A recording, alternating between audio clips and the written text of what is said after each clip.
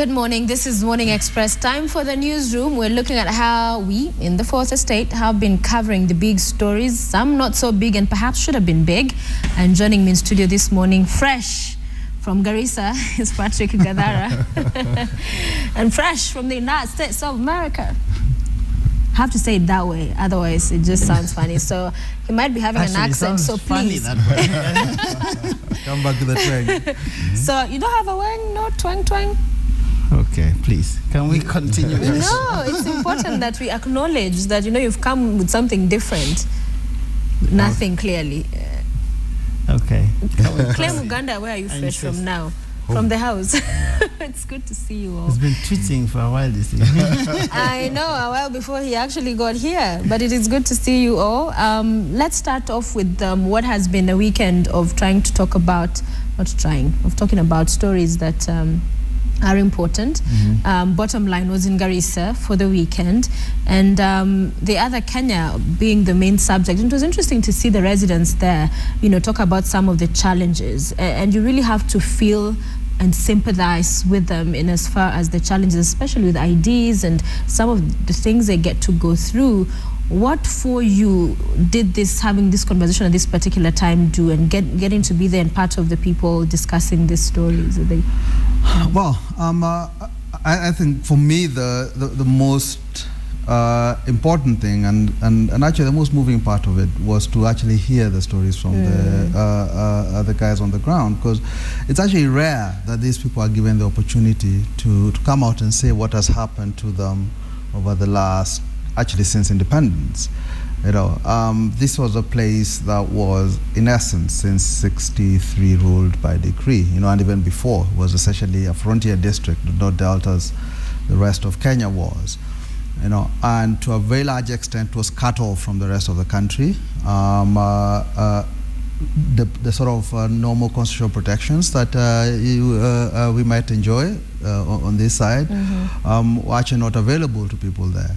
And this marginalization continues in the stories that we are told, in how we privilege the narratives of government about the NFDs compared to the people there. And I think one of the big things, and this actually carries on from what was in the TJRC report, where they actually went down, and I think, well, across the country they got something like 40,000 people. And it's a way and a manner of hearing the history of Kenya from the people who actually lived it, so as opposed to what the government gives us or gives our schools as our curriculum, which is really a series of dates. Kenyatta was arrested on this day, we got independence on this day, but people actually living and how they were treated by their own governments. I mean, one of the guys there is called Hussein Farah. You know, I mean, he survived the Garissa massacre in 1980. In 1994, his wife was killed, you know, by policemen, an off-duty policeman. You know, the High Court later on ruled that he was, I mean, that the evidence showed that she was indeed killed by a policeman, and that the police were trying to cover it up. Until today, that's 3 administrations later, you know, Moi, Kibaki, and now Kenyatta, the guy has never found justice, never been compensated. The policeman who shot his wife has never been prosecuted. So actually, it just goes to show how a lot of the demands for justice from that area are simply, till today, ignored. Joe, have we as the media participated in making these people feel like they're not part of Kenya? No, I think there are many answers to that question, and it has to be put in context for it to make sense. I think there is something true about what Gadara is saying, in a sense that there's been a systematic marginalization, so to speak, from the word go of these people, and the net effect of that, of course, is that it's very difficult to get to these places. It's very difficult to know what is happening there. For instance, if something happens, the other day we were doing stories from Wajir, and getting there is very difficult.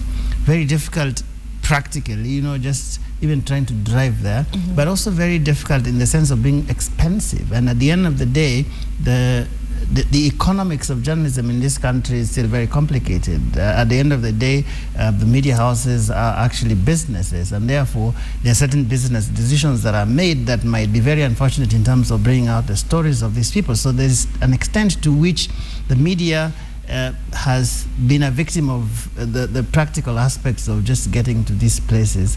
I mean, it is a big decision to get people, like say 5 people, like if you're going to do a proper story for TV and maybe a newspaper, whatever, you get 5-6 people to Mandera or to Ajir for 2 weeks. It's expensive, and there's no question about it. And so that is one of the reasons I think why those stories don't come out as often as they ought to. But I think there is a recognition in the media all the time. I mean, that's why every time you go out there, you'd always come out with a story that shocks everybody. Like Gadara would say, wow, is this what's going on here? But that's what always happens, because we don't know what is going on in those parts of the country. Clay? I mean, it's surprising. Gadara said that he did a good job in very many words this time. He was part of the good job. Actually, it's not just Not to bash him he on was the there. now, he was there. I will say this. I mean, you're right. I mean, I thought that was, at least for once, we're saying there was an attempt by the press to actually grab hold of the agenda, to say this is what we should be talking about. Now, unfortunately, what's the follow-up after that? You know, and I mean, I was quite happy on Saturday, you know, to see them gather these people and let's talk about this. But then it seems to, once it's done, it's But almost you have to admit done and that it is dusted. difficult to go there. You know, well, actually, to get to Garissa isn't that hard. You know, you just drive Well, down. it there. is It's actually a fun. pretty No, good it is road. easy to go to You know, Garissa town. and but the Garissa marginalization, actually, Garissa County is quite big. actually, Joe, the marginalization. Just try going like 30 kilometers Right. outside Garissa I know, town. It's moving a different around, story. and a lot of those guys were saying the same thing. Yeah. In there. But I think the marginalization is not just a marginalization in terms of they don't have the infrastructure. It's a marginalization also of the mind, of how we perceive them, whether those stories are actually important. They are related. They are related. Those stories are actually in the National Archives, you know, under this, what the TJSC report got. How many guys actually go there and dig them out? Are they important? You know, and I think for a lot of us, what happens in Nairobi is important. What Raila says is important. What Kenyatta says is important. What those guys say and how they live, I think it's something that easily I think put if aside. you said what they say in Nairobi is convenient, maybe that makes sense, that it is easy to go to Westlands. But it makes easy it to the go paper, Parliament. the rest doesn't. Yeah, I mean, that is the thing. If there is, that is why anytime there is a very big story in Mandera, it will be in the headlines, because then, oh, this is happening. But at the end of the day, it is about the ease of going there. And like I said, it is okay for you can write a nice blog about Turkana or whatever, and it will cost you very little. I mean, everybody blogs right now, you know, whatever.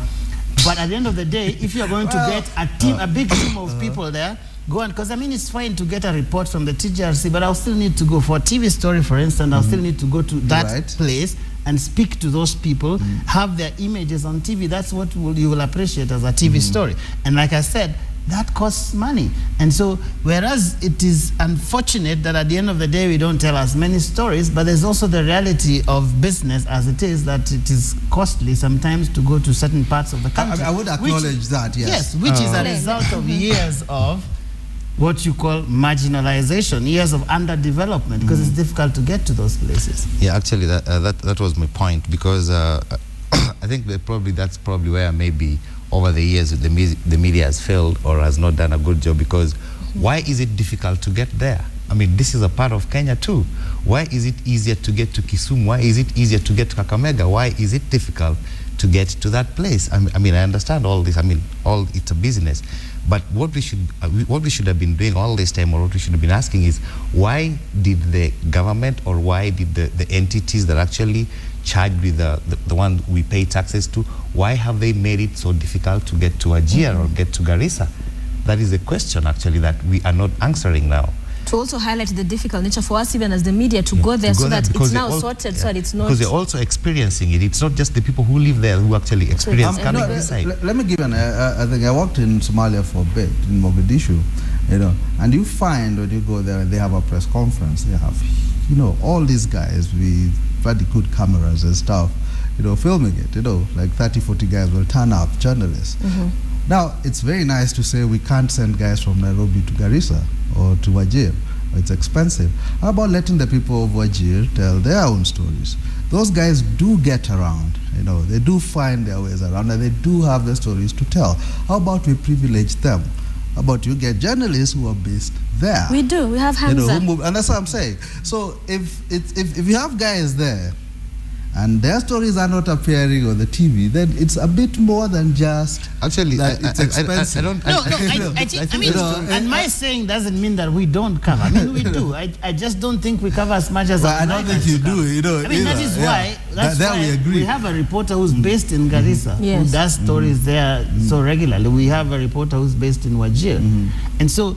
It is the extent I'm talking about, but the intent is there. That's why we actually base people there. Otherwise, we would not bother. But we do that. I'm just saying that if for example, Marsabit County, think about it. I mean, this is a county that from Marsabit town to Ileret is about 600 or 700 kilometers. The same county with bad roads. I mean, I was told of a story where the OCPD would leave Marsabit town to go to Ileret because there was a crime, and he arrives there 2 days later when they've buried the person who was killed. I mean, the story is dead even before the guy arrives there.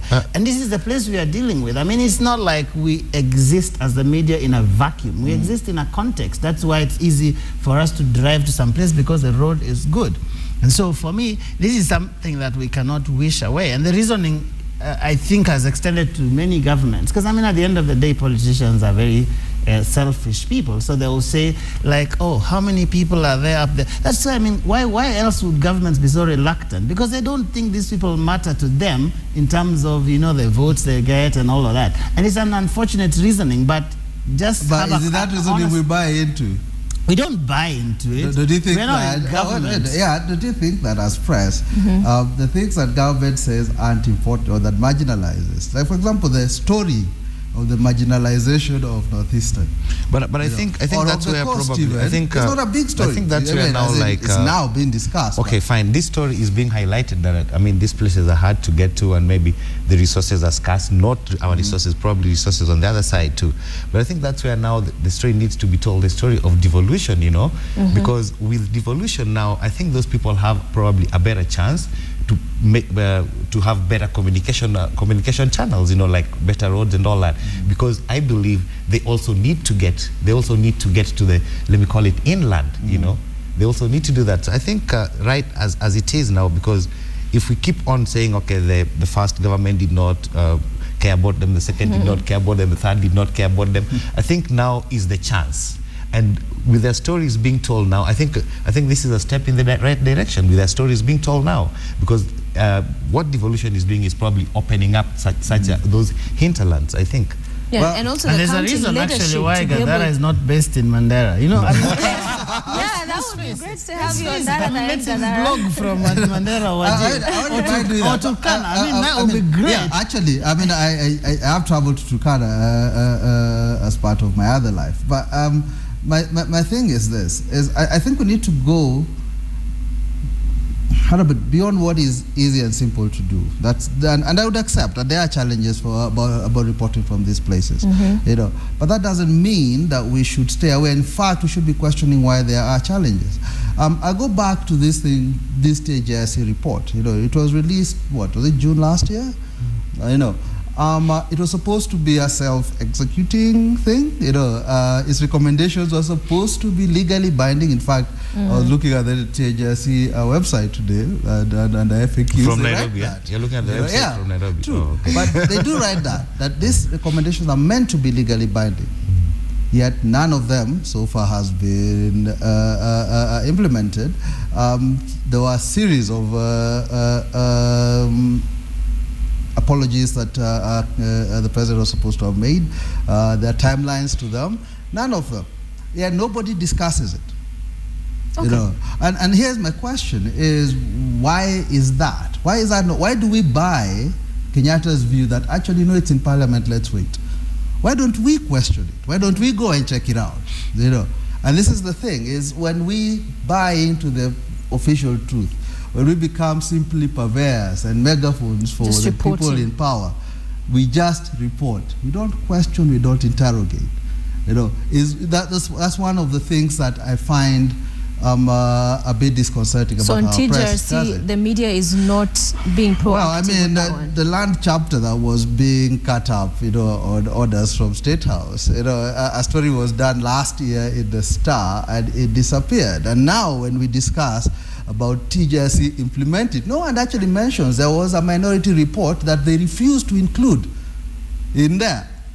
So actually the report you're talking about that implement ignores what the minority said was changed. It's great you're mentioning it. There's mentioned it so many times. Yeah, I mean, you've mentioned it. You mentioned it so many times. There's a false they refuse to listen to you. When it is convenient for him, for example, he'll be part of this whole story. Because I think when you talk about the media, there's also what we call social media. Which say, oh yeah, the media is not doing this, but there are also a lot of things that are happening in social media, which is really part of the greater thing that is now called media. There are many little differences in there that we can talk about, and I think that to concede, the TJRC report I think has been terribly underreported, and I think that there are issues that are coming up now that perhaps there could be an opportunity for us to seize the moment and revive some of the discussions, whether it is what's happening in Lamu, whether it is,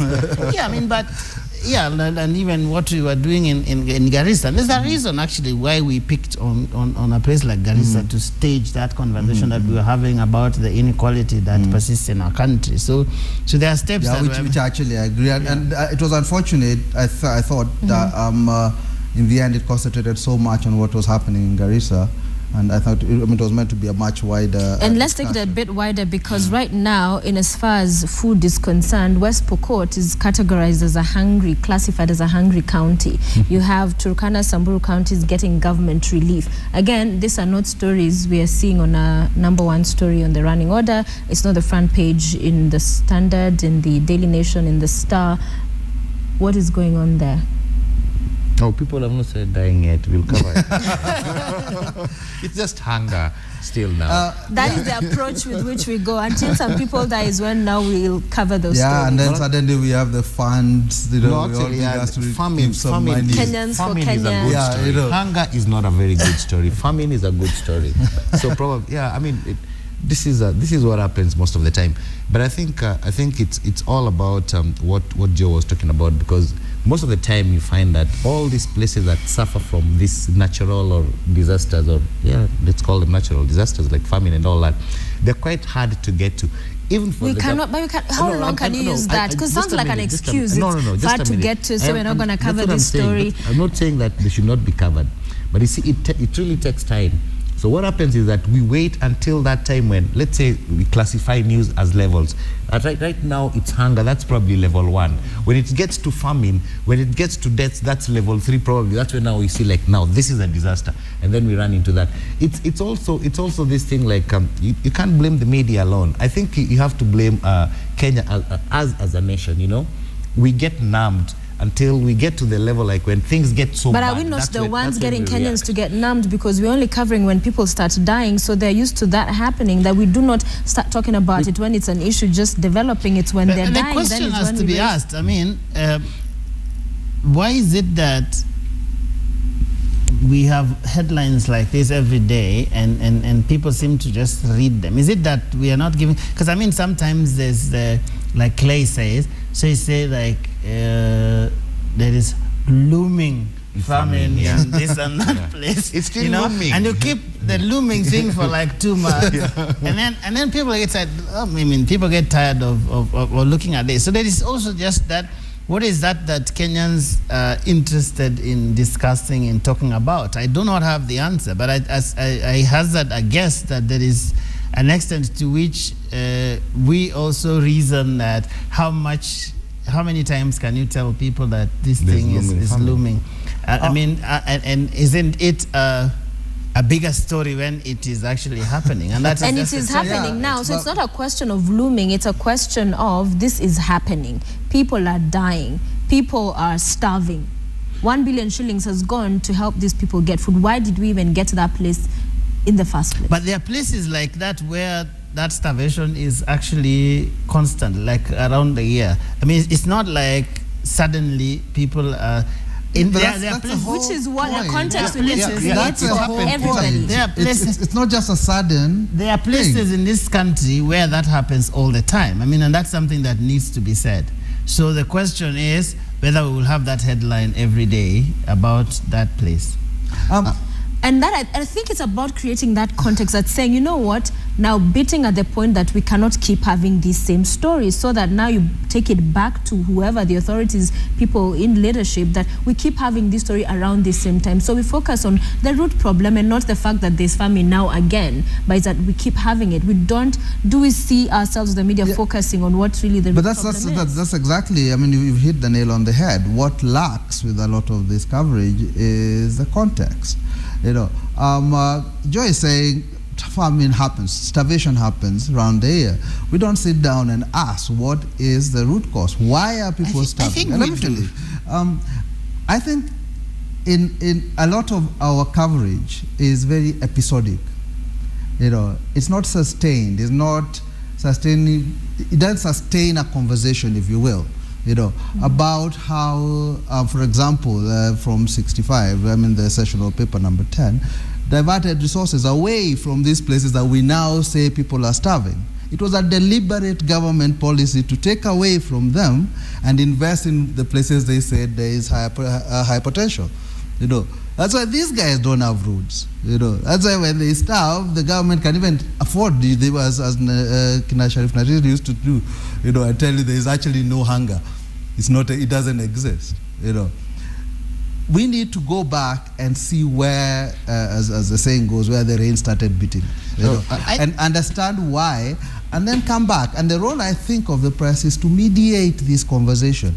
You know, to keep telling us, even if people are going to be bored or whatever, this is something you need to be talking about. I think, to be fair, we have raised many of those questions. We have. I mean, we have talked about finding long-term solutions for places like Turkana. We have all the times. But the nature of news, because that's why it's called news, is that it is a moving target. I mean, there are too many things happening in this world. If you look at international news, for example, one day you're talking about a plane that has crashed somewhere. The next time there's a blockade in Gaza. That's what everybody's talking about. The next thing is Ebola or whatever. And it's almost as if the other things don't exist, but they do. It's just that now the level of priority is different. So every day you find there's maybe a small story in there somewhere about the issues you're talking about. But the truth is that the stories keep moving. I think that the media has raised issues about long-term solutions. I mean, there's nobody who hasn't had as raising questions. Why is it that Turkana always has famine? Every year we are talking about raising money, Kenyans for Kenya. We've raised those questions. There's no doubt about it. I think what I refuse to accept is that somehow it is the media that is going to build a road to Turkana. We can only raise it. The media won't. But the media will sustain a conversation that will lead to that road being built. That's my point. Gadara, for a very long time, and almost in every forum that you appear nowadays, you talk about TJRC. Oh, yes. TJRC is one of the most important reports. And actually, has anybody ever called and told you, come we discuss this? Anybody, the people you think like, because this is actually the conversation. The same way that we've been raising this matter. I mean, it's very rare. I rarely defend the media. I rarely defend us. But this is a case where, like, all the time, every year, I know we keep on raising this issue about, oh, this is happening. I mean, I agree with Joe. The same way, there's somebody who actually, as you say, our job is to mediate this conversation. We do this, but then there's somebody who's supposed to act. We are not. It's not our job to carry food or to go and start this agricultural revolution in Turkana or something like that.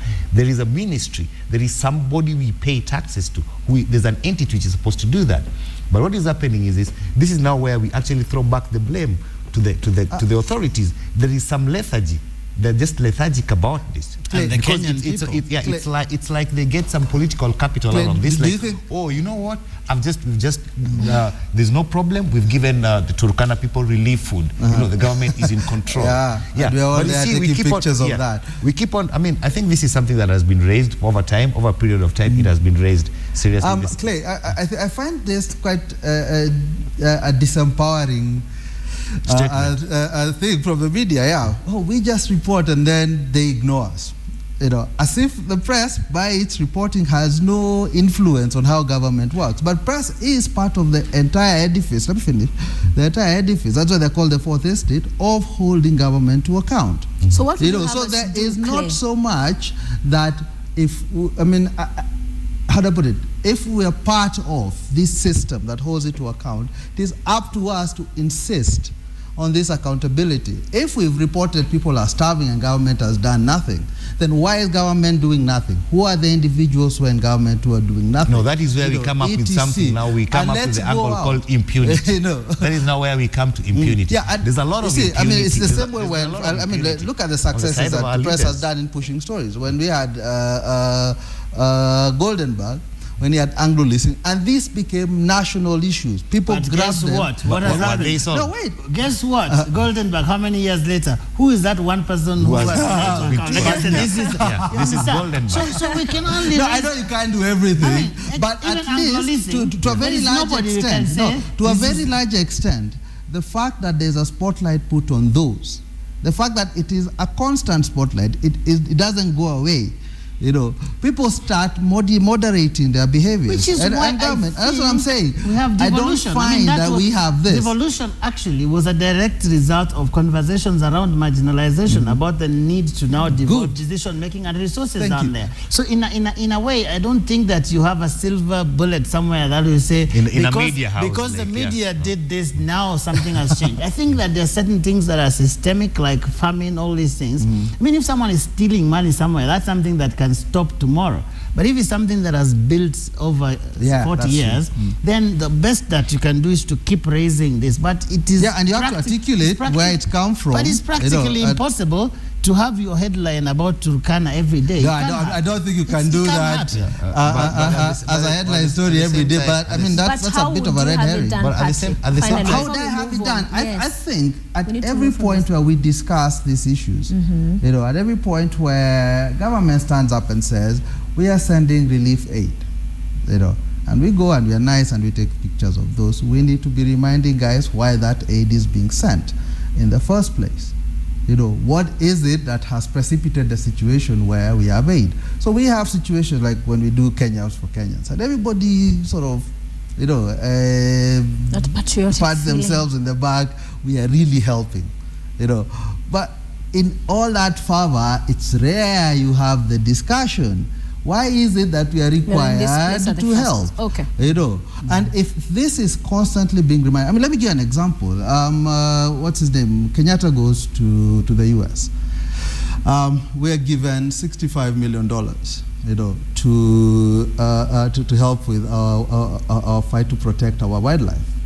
In all the coverage of that $65 million, nobody mentions the report Dennis Onsarigo did that says that there are 11 guys who are the kingpins of poaching, who government knows who they are, and government is protecting. That Richard Leakey stood up and said government is protecting the people in charge of poaching. Not mentioned. Ignored. We are just happy that we have 65 billion. I wonder where you had it. What I'm saying is, if you're talking about sustaining conversations, we can't just say we did that.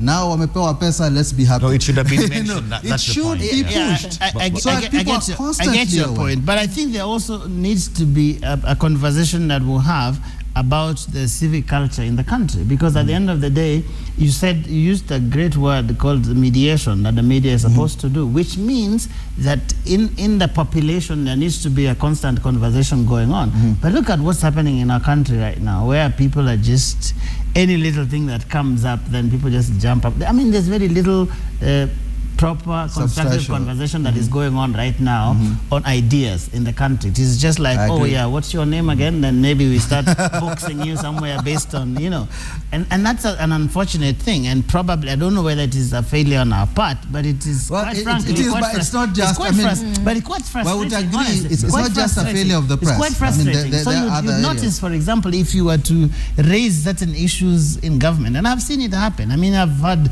tweets, I've seen people call me, and I mean, I'm like, wait a minute. I mean, I'm just doing my job. And you find all these people saying, oh, yeah, you know, now you don't want the government to do its work. What? I mean, there's a lot of that. So you actually find people pushing the media in a certain direction just because, and it is a lot of people in the country. That is the unfortunate thing. I mean, for a long time, the media that we used to know was where it was actually fashionable in the media to hold the government to account. It's no longer the case. Oh, I'm glad. The media is supposed to mediate, yeah? But at least there's somebody who's supposed to be a moderator there. Who is this person? Is it not supposed to be the government? Is it not supposed to be the people in authority? Because as you're saying, we can do our part. But you see, when it gets to that level, like, okay, fine, we report. Maybe the bloggers will moderate.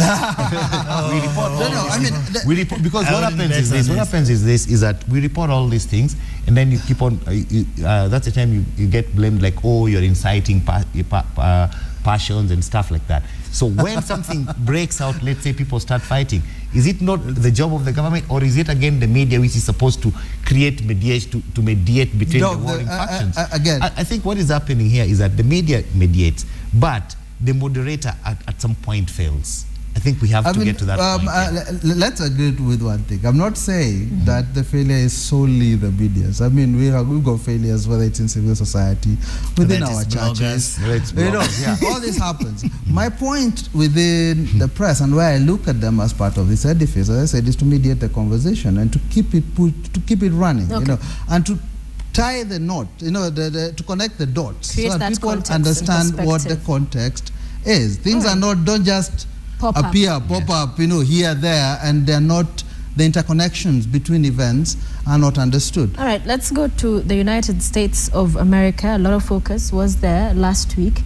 You were right at the heart of things. Yeah, I passed there. And it was interesting watching the whole events, of course. Actually, there's someone who tweeted and said, why is Joe again? Isn't it time to give these things to young journalists who are coming up like this?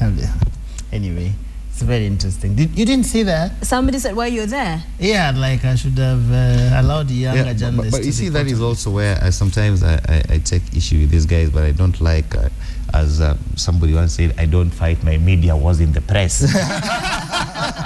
Where do you fight in the kitchen? Because they keep on saying, like, why don't you allow younger journalists? But you see, there's something. Then like, when the younger journalists go, they say they're not, don't have enough depth. You don't have enough depth and all that. It's a losing one. We don't want to be regular. I mean, that's where sometimes also I think you throw too many stones, and sticks and all that. And I don't mind, but I think also when you're doing that, you fail to look to look inward and see, like, okay, fine. I think here we are going overboard, or actually we are missing the point. You see, what do you say to such people, Joe? Because it's a conversation we've had here. Tweets have been sent, people saying that a lot of the journalists now are very young. They don't have that institutional memory, the experience, even with coverage of elections. But when, as you say, a tweet is sent out when you're there, somebody asking why are you there, not a younger person, then again it's reversing the same thing some are pushing for, that it should be the older ones who've been around for a while. So what do you respond to that? Before Joe answers that, I'll tell you what we look at. People out there tend to look at it as opportunity to travel, not to go and cover. Oh yeah, there was another one that says that could never pass that opportunity to travel. They look at it like, oh, Joe has gone to the US again, you know? Not that Joe has gone to cover this. And I think it happens a lot. I think during the Olympics, during the Olympics, I had to argue with people actually on Twitter and on when they were complaining about some sports journalists going, and I said it takes time to build contacts, and this guy attends these things because actually he has built content. It's not that. First of all, one thing they do not know is that the particular journalist is a member of IAAF Press Commission, which actually, even if his boss is the media house did not send him, he still could have gone. So he has gone there on account of IAAF. So his media house figures like there's no point of sending. We will kill two stories with one stone. You know, you get. So that is what happens. Just like I happen to be attending something else. Yeah. So people tend. That's what people don't tend to see. But also, it's because how did he get to IAAF? Because he has built contacts over time. Maybe he attended only one conference at some point when he was a cab reporter. But that's where he started building. So the problem is, is that sometimes we only see the end product and we start complaining. You see Joe doing the PTC and you're like, oh, fine. Like, okay, fine. Joe has gone to the US No, again. I think as work. We see it as vacation. Sophia asked a question about what you tell those people. I think you have to understand where those people are coming from. I think the media, especially in the broadcast side of things, I'm no expert in print media, so I'll restrain myself. But I think from the broadcast side, there's a point at which a lot of people left the industry. So you actually had a whole generation of very experienced journalists leaving the industry, going into PR and all those other things for industry reasons at the time. And then you have newer journalists who are very ambitious who are coming up, but there is almost like a gap somewhere between a certain generation of journalists that are still left in the media and the ones that are coming in. So, and because of that, the mentoring that normally happens in newsrooms and whatever, I mean, I think did not happen very effectively at a certain point. So then the people out there have questions about the quality of journalism. And so there's this tension that we have arguments going back and forth. Do we have the right kind of journalism? And I mean, we are determined, some of us who are in positions of managing things in the media, to try and build quality journalism, because that is absolutely important. Because at the end of the day, people trust what we say. So this are people who are grappling with different things happening in the name of journalism at the moment, and then so they are saying like, is it not time to get other people to, because I mean they're not used to seeing many experienced journalists doing things, because most of us are either stuck behind some desks or we just get tired of doing things and we don't. I mean, but some of us believe that at some point, I don't believe in asking people to do things I can't do. I mean, I can still report if I need to, and I try to do that occasionally. But I think there's a point at which journalism got into a problem, and that is where all of these things are coming from. And I think we have to systematically try to rebuild the reputation of journalism as a profession. Because artists will go on break and talk about the summit in itself, but before we move away from the quality of journalism, some of the bashing the media has received, that with the presenters and the news anchors, it's moved, and I said we'll have this conversation, maybe we can have it for 3 minutes now. It's moved away from content, it's moved away from the business to appeal to how I look and to how are we catwalking and how sexy is that person, how hot are they. Do you feel that is happening a lot with I think undoubtedly that is a case, and I mean you will see it a lot in the sorts of actually even the retweets that our presenters and journalists do, and a lot of the compliments about how hot they are and they're looking and things, and a lot of it is not really about the content of what they're giving. I think our journalism has gone. This is a trend that has been happening for a while. It's gone away from being about the news to being about the personality giving the news. And the idea of journalists as celebrity, as themselves being news, has totally taken root. And so now it's about what they do. I mean, I watched on stunts like on NTV when they were chewing me around on stage and telling us that somehow helps us understand the miraa trade in Kenya. It's about that stunt and the fact that people will talk about that, not about presenting the arguments, not about discussing the issues. And this is one of the things that I find it undercuts and it degrades our journalism. But some in the media will argue it's the people that want that. The people at home want to watch those. True. I mean, people will want to watch the stunt. As in, it is exciting. It is sexy. So where do you draw people the would line? But here's the thing: is if for us, if for the media, the way I would say it is the media owe us a duty. The freedoms that you're enjoying now did not come for free. You know, people fought for them, people died for them. You know, you owe the public a duty, and it's not a duty to tell the public the things that it's interested in. It's really a duty to public interest. Those are two different concepts, and I think in what we're doing, we keep, I mean, our press keeps mashing them together. That we will give you that which you want to watch, not that which you need to watch, that which you need to know, that what you need to understand. You know. The news become too sexy. I think just to go back to what Joe was saying about that he'll confine himself to electronic media and all that. To electronic journalism. I think this idea, this gap, it actually exists also very much in print. It exists very much in print, and this is something that last week I wanted to argue about it in my column, is that there's this thing where, like, you get to some level. Right now, life in the newsroom is so predictable. Reporter, sub-editor, then you're stuck behind some desk. So there are these people who come in, and when you try to explain to them how to do something, they feel offended because they come in thinking that they already know. When you try to mentor them, they feel so offended. And like for me, what I say is that if we can't deal if that's the thing, because I know that this is what I want. Apart from just you writing that story, apart from that product, I have a reputation to defend out there.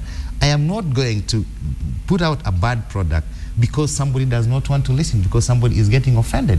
And just as you say that you can also report, what I tell the people I work with, and they're quite, I mean, some of them are quite talented, is that if you don't get the brief from me, I will do it, then you can learn from that example, you see. But you have to bear in mind that I have a reputation out there. I am not going to spoil it so that you're not going to do mediocre work so that you spoil my reputation. So there's that gap also in the news, in print. It's been there. That's why you find that right now the kind of people probably who go to cover sports, they're very good sports journalists, but they're stuck behind the desks. Finally, before we go on break, Joe. Okay, I think there are two issues here, and Gadara, I think, mentioned something that is true, in the sense that there has been a systematic shift, and I personally detest that trend completely, you know, where people focus more, and everybody I work with knows that. I mean, I don't particularly get excited like, oh yeah, did you see how that anchor was looking? I mean, fine, I would like all the anchors I work with to look nice, okay, but I would like people to be discussing about the content of the shows that they host and that kind of thing. And it is something that we have to deliberately move the industry in that direction. But I think that admittedly there's a lot of pressure from out there for people to do those kinds of things you're talking about. That this is a new generation of people. They want these stories when they want it, how they want it, and so there's a whole conversation that has to go on, whether it is giving people what they need, what they want, or what we think they need. And I mean, it is a whole thing there, and we just try to do what we believe is the right thing. All right, we're going to take a break and now really talk about the summit when we come back. So just stay with us right here on KTN.